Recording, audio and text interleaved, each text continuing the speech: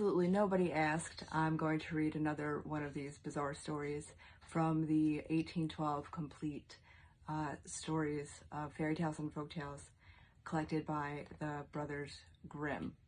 And actually it was collected by a lot of people that they relied upon, including a group of middle-aged women who did a ton of research.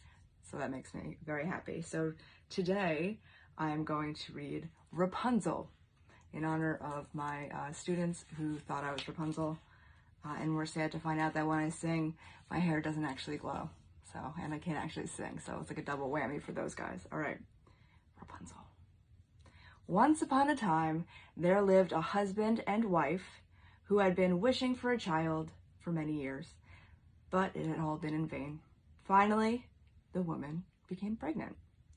Now, in the back of their house, the couple had a small window that overlooked a fairy's garden filled with all kinds of flowers and herbs, but nobody ever dared to enter it.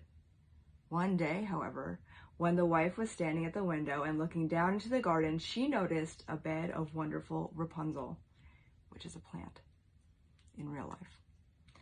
She had a great craving to eat some of the lettuce, and yet she knew that she couldn't get any.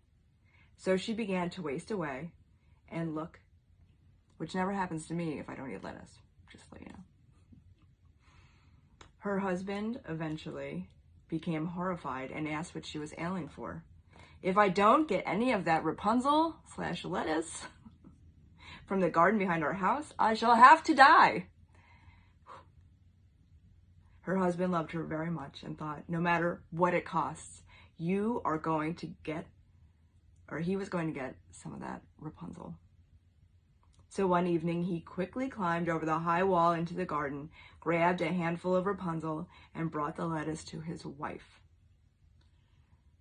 Then she immediately made a salad and ate it with great zest. This is a really funny story.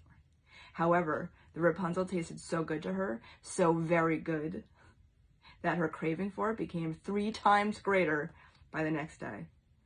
And her husband knew that if she was ever to be satisfied, he would have to climb into the garden once more. So he went over the wall into the garden, but was extremely terrified when he stood face to face with the fairy, who angrily berated him for daring go into her garden and steal her Rapunzel.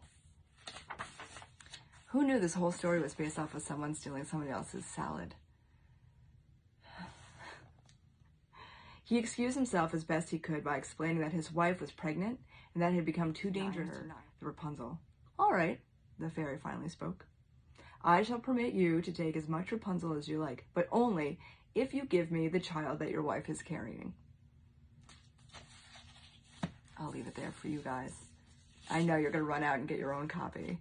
Or if you're lucky, maybe you'll hang out with me and I will read it to you myself. Salads, man, they're dangerous. Everybody knows that.